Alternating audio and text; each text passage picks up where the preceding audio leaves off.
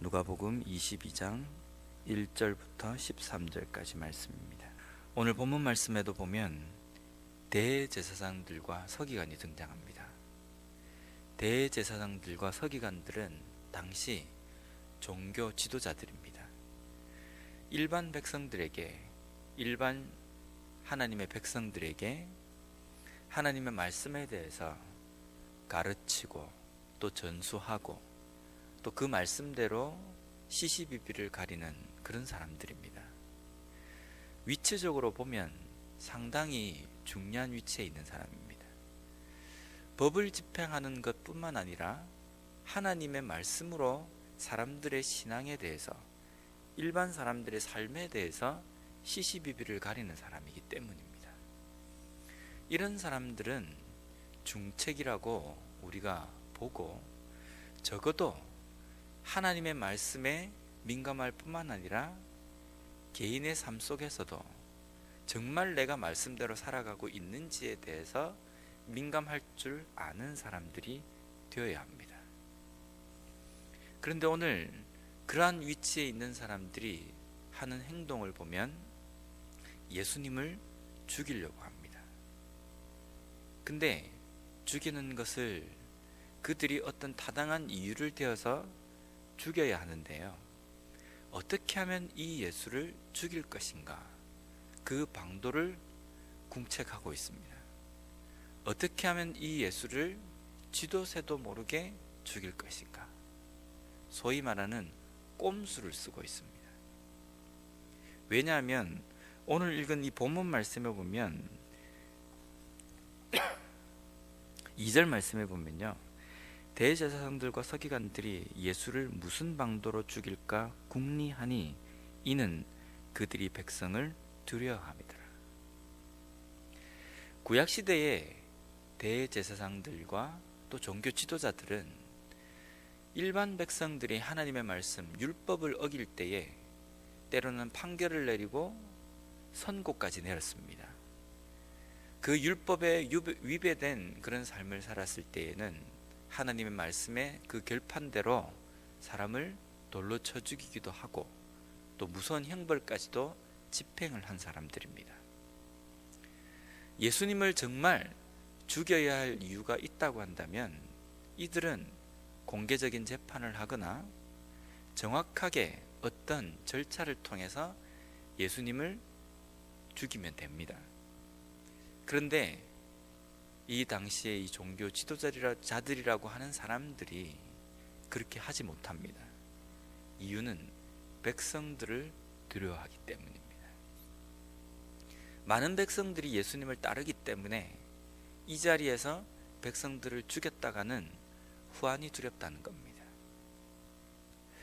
때로는 우리가 우리의 신앙에 소위 말하는 신념, 그 차원을 넘어서서 우리의 신앙이 어떤 길을 걸어가고 있는가, 내 신앙의 관점에서는 이것이 옳고 저것이 그르다 라는 것을 판단하면서 내 신앙에 옳다라고 생각하는 부분을 끝까지 밀어붙입니다. 이게 우리의 신앙입니다. 목에 칼이 들어와도 굽히지 않는 것, 그것이 우리의 신앙입니다. 그런데 우리의 신앙을 그렇게 우리가 고수하고 붙들려고 할 때 반드시 전제되어야 할 조건이 뭐냐면 내 신앙이, 내가 고집하고 있는 이 관점이 정말 하나님의 말씀에 합한 것인지, 제대로 서 있는 것인지 우리는 그것을 먼저 살펴봐야 합니다.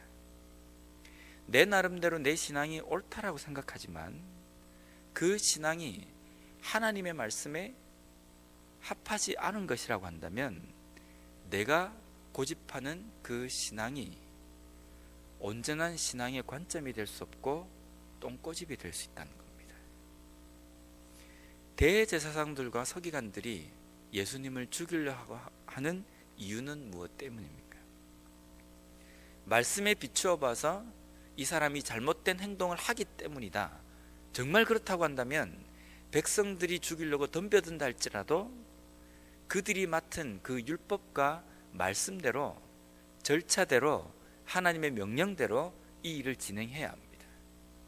그런데 백성들을 두려워하여서 그 일을 하지 못한다는 것은 자신들의 신념이기 때문입니다. 하나님의 말씀에 예수님이 하신 이 행동이 전혀 문제가 없고 단지 자신들의 눈에 보기 싫다는 겁니다. 자신들의 삶에 걸림돌이 되고 있다는 겁니다. 그렇기 때문에 이 예수님을 처치하려고 한다는 겁니다. 우리가 우리의 삶에 내가 가지고 있는 생각이 하나님의 뜻에 정말 서 있는 것인지 그렇지 못한 것인지 우리가 그것을 먼저 살펴야지, 내 생각과 내 신념이 앞서면 그것을 주장할 수 있는 어떤 근거가 없기 때문에 당시 대제사장들과 서기관들처럼 꼼수를 씁니다. 자신들의 의견과 생각이 관철되게 하기 위해서 뒤에서, 속된 표현으로 쓰면 꼬롬한 짓을 합니다. 그냥 해서는 정당한 방법이 없기 때문에 뒤에서 그런 짓을 한다는 겁니다. 우리의 믿음은 여러 사람이 서 있기 때문에 진리가 될 수 없습니다. 소수가 거기에 있다 할지라도, 심지어는 나 혼자만 그 길을 간다 할지라도 그것이 진리가 될 수 있습니다. 그렇다고 해서 내가 무턱대고 모든 사람들이 다 틀리고 나만 옳다라고 주장할 수 없습니다. 그것을 주장할 때에는 반드시 전제되어야 할 것이 정말 내가 가지고 있는 이 신념이 하나님의 말씀에 제대로 서 있는지 우리는 그것을 살펴봐야 된다는 겁니다. 오늘 또한 본문에 보면 3절 말씀에 보면 12 중에 하나인 가룟인이라 부르는 유다에게 사탄이 들어가니, 사탄이 가룟 유다로 하여금 예수님을 팔게 합니다. 근데 유독 성경에 보면 가룟 유다에게만 사탄이 들어갔다는 표현을 씁니다. 그런데 오늘 본문을 쭉 읽어보면요, 대제사장들과 서기관 그리고 성전 경비대장들도 나옵니다. 이 사람들도 예수님을 팔고 죽이는 데에 마음을 합합니다. 그러면 이 사람들은 마음속에 사탄이 들어가지 않았습니까? 거룩한 성령께서 함께 하셨기 때문에 이들이 이런 행동을 합니까? 그렇지 않습니다.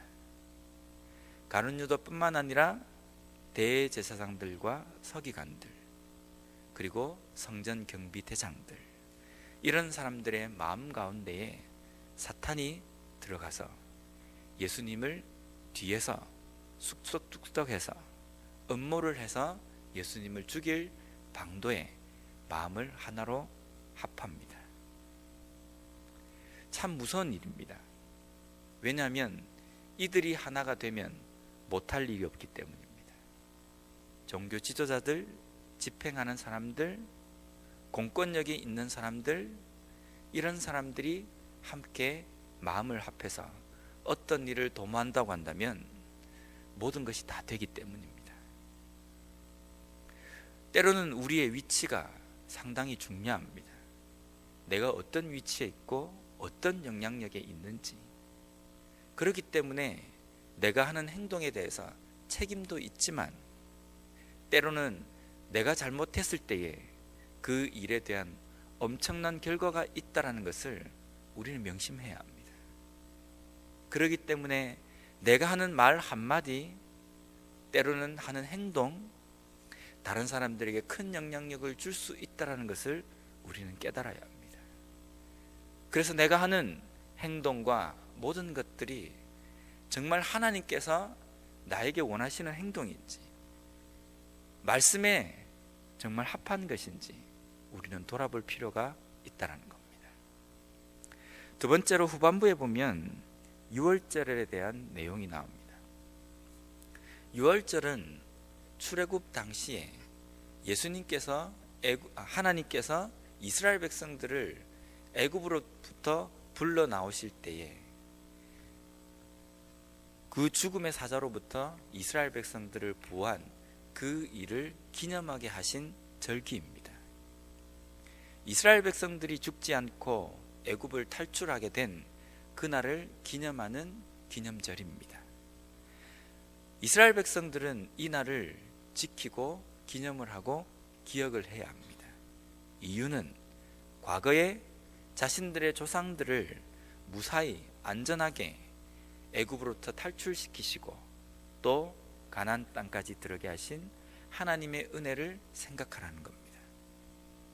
그런데 단지 하나님께서는 이스라엘 백성들에게 이 유월절을 기념하고 생각하라는 것이 과거에 그들의 조상들이 애굽에서 죽지 않고 나왔다는 것, 그것만을 생각하기 위해서 이 유월절을 주신 것이겠습니까? 우리는 잘 알듯이 이 유월절이 예수님께서 우리를 위해서 죽으시는 그날을 상징한다라고 우리는 알고 있습니다. 이스라엘 백성들에게 유월절이 중요한 것은 조상들이 애굽에서 무사히 나왔다는 그 사실만을 생각하는 것이 중요한 것이 아니라 앞으로 하나님께서 메시아를 통하여서 예수 그리스도를 통하여서 우리의 죄의 문제를 해결하여 주시고 완전한 죽음 가운데서 우리를 구원하시는 그 구원 사역을 앞으로 대비하고 기다리라는 그 의미도 거기에 포함이 되어 있다는 겁니다. 그래서 하나님께서 우리에게 주신 소위 말하는 절기, 기념하라고 하는 내용은 과거에 매여 있어라, 과거를 온전히 붙들어라, 그런 의미보다는 과거를 거울 삼아서 미래에 있을 일을 대비하고 기다리라는 것이 하나님께서 우리에게 주신 기념과 절기에 대한 의미입니다. 그렇다고 한다면 다음 주일이 되면 고난주간입니다. 고난주간과 부활절이 우리에게 왜 중요합니까? 예수님께서 고난을 받으셨다, 부활하셨다, 그것 때문에 우리에게, 물론 그것 때문에 중요한 절기고 날입니다.